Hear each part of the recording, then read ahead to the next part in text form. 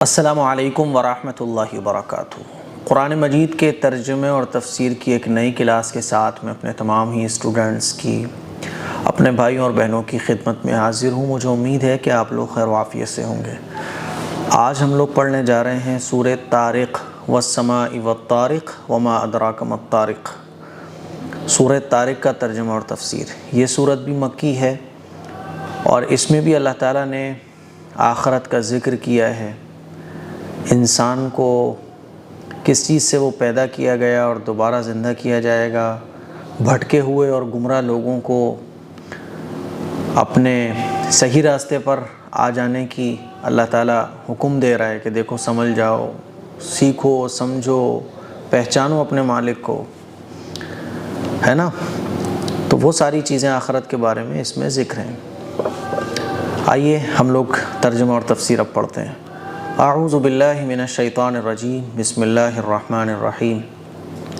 والسماء والطارق، قسم ہے آسمان کی اور طارق کی۔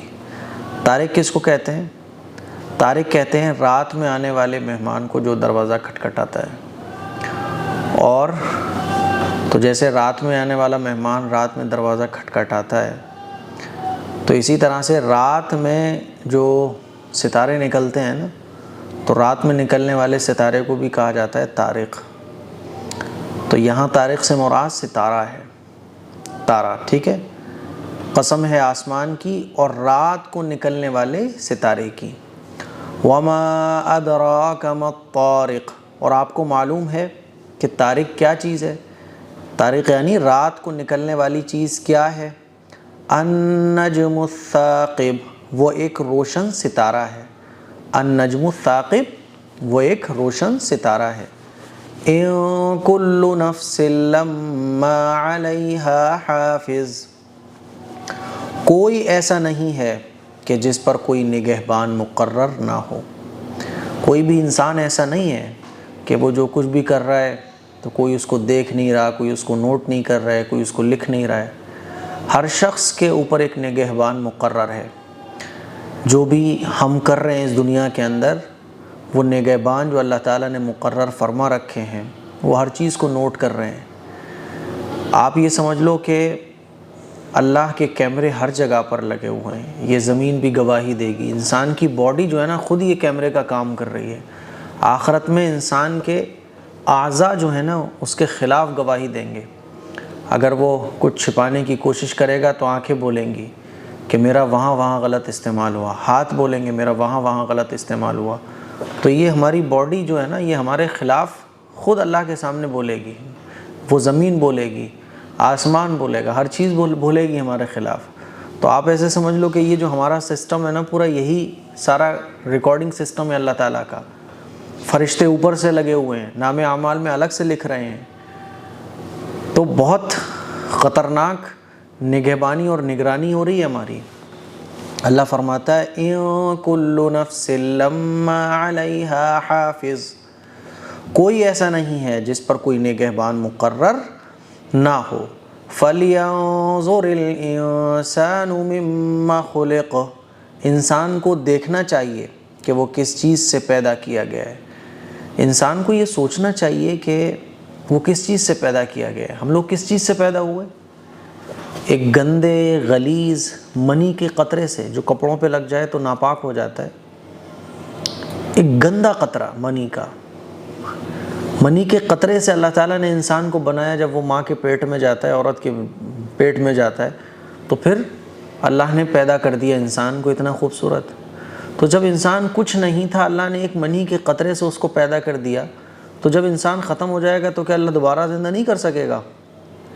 تو اللہ فرماتا ہے کہ انسان اگر اسی پہ غور کر لینا کہ میں کیسے پیدا ہوا، تو ایک منی کے قطرے سے اللہ نے انسان کو بنا دیا۔ وہ کتنا قدرت والا رب ہے۔ تو اللہ فرماتا ہے فَلْيَنظُرِ الْإِنسَانُ مِمَّا خُلِقَ، انسان کو دیکھنا چاہیے کہ وہ کس چیز سے پیدا کیا گیا ہے۔ خُلِقَ مِن مَاءٍ دَافِقٍ، وہ ایک اچھلتے ہوئے پانی سے پیدا کیا گیا ہے۔ منی جو نکلتی ہے نا تو وہ کودتے ہوئے نکلتی ہے، اچھلتے ہوئے نکلتی ہے۔ تو اللہ فرماتا ہے وہ ایک اچھلتے ہوئے پانی سے پیدا کیا گیا ہے. یخرج من بین الصلب والترائب، جو پیٹھ اور سینے کی ہڈیوں کے بیچ سے نکلتا ہے. منی جو اصل میں بنتی ہے نا، تو اس کو بنانے والی جو چیزیں ہیں نا وہ سینے کے بیچ میں، دیکھیں دل، جگر ہے نا اور دماغ. دل اور جگر اور دماغ سے ایک آپ کہہ سکتے ہو ایک تار سا آ رہا ہے جو گردن سے ہوتا ہوا، ریڑھ کی ہڈی سے ہوتا ہوا کمر تک پہنچتا ہے. تو دل اور جگر اور دماغ، انہی سے تو باڈی کے اندر سارا کام ہوتا ہے. تو مادہ منویہ جو خون سے، یعنی خون کی بھی 3 کوالٹی ہوتی ہے. تو جو نمبر 1 کوالٹی ہوتی ہے خون کی، اس سے بنتی ہے منی. اور پھر منی جو ہے وہ ہماری باڈی میں بن کر فوتوں میں جا کر جمع ہو جاتی ہے. تو منی بننے کا جو پروسیجر ہے وہ سینے کے بیچ میں سے ہے، اور سائنس بھی یہی کہتی ہے. تو اصل جو منی بن کے تیار ہوتی ہے نا، تو وہ سینے کے بیچ میں سے، پھر وہ پہنچتی ہے اپنی جگہ پر، یعنی فوتوں میں جمع ہو جاتی ہے جا کے. تو اللہ فرماتا ہے کہ وہ ایک اچھلتے ہوئے پانی سے پیدا کیا گیا ہے انسان، جو پیٹھ اور سینے کی ہڈیوں کے بیچ سے نکلتا ہے. ٹھیک ہے. یخرج من بین الصلب والترائب، تو اصل جگہ کو اللہ تعالیٰ نے یہاں بیان کیا ہے. انہ علی رجعہ لقادر، یقیناً اللہ اس کو دوبارہ پیدا کرنے پر قادر ہے. اللہ فرما رہا ہے کہ جب اللہ نے ایسے انسان کو پیدا کیا تو جو اللہ کے احکام کو جھٹلاتا ہے، آخرت کا انکار کرتا ہے، اور انسان یہ سمجھتا ہے کہ میں دوبارہ زندہ نہیں کیا جاؤں گا، میرا حساب کتاب نہیں ہوگا، قرآن کو جھٹلاتا ہے، پیغمبر کو جھٹلاتا ہے، نہیں مانتا اسلام کو. تو اللہ فرماتا ہے کہ جس اللہ نے ایسے پیدا کیا فرسٹ ٹائم میں، تو کیا وہ دوبارہ پیدا کرنے پر قادر نہیں ہے؟ یقیناً اللہ اس کو دوبارہ پیدا کرنے پر قادر ہے. یوم تبلی السرائر، جس دن پوشیدہ باتوں کی بھی جانچ پڑتال ہوگی. جس دن انسان کے دلوں میں جو بھی کچھ ہے، جو بھی اس نے چھپ کر کیا، جو بھی اس کے دل میں کھوٹ تھی، جتنی بھی پوشیدہ باتیں تھیں جن کو وہ خود بھی بھول گیا ہوگا، تو پوشیدہ باتوں کی بھی اس دن جانچ پڑتال ہوگی، یعنی آخرت کے دن حساب و کتاب ہوگا. فَمَا لَهُ مِن قُوَّةٍ وَلَا نَاصِرٍ، تو اس دن نہ تو انسان کا خود کوئی زور ہوگا اور نہ کوئی اس کا مددگار ہوگا. یعنی اس دن یہاں دنیا میں تو آدمی اپنے آپ کو بہت پاورفل سمجھتا ہے اور اپنی طاقت کا استعمال بھی کر لیتا ہے، لیکن آخرت کے دن وہ کچھ نہیں کر پائے گا. نہ اس کا کوئی مددگار ہوگا اور نہ اس کا اپنی کوئی اس کے پاس طاقت ہوگی. بڑے سے بڑا منتری سنتری خاموش کھڑا ہوگا سر جھکائے ہوئے. وَالسَّمَاءِ ذَاتِ الرَّجْعِ، قسم ہے آسمان کی جس سے بارش ہوتی ہے. اللہ کو قسم کھانے کی ضرورت نہیں ہے، لیکن جہاں بھی اللہ تعالیٰ قسم کھاتا ہے نا، تو اس کا مطلب ہوتا ہے بات کو مضبوطی کے ساتھ بولنا، کیونکہ انسانوں سے خطاب ہو رہا ہے. جیسے ہم ایک چھوٹے سے بچے سے بات کرتے ہیں نا، تو اسی کی لینگویج بولتے ہیں. میرا بچہ کیسا ہے، طوطلے بن جاتے ہیں، ہے نا. بچوں کے ساتھ کھیلتے ہیں تو بچہ ہی بننا پڑتا ہے. تو اللہ تعالیٰ انسانوں سے خطاب کر رہا ہے تو انسانوں کی لینگویج میں کرے گا نا. تو اللہ فرماتا ہے قسم ہے آسمان کی جس سے بارش ہوتی ہے. وَالْأَرْضِ ذَاتِ الصَّدْعِ، اور زمین کی جو پھٹ جاتی ہے. بارش ہوتی ہے پھر زمین پھٹ جاتی ہے، اس سے غلہ نکلتا ہے.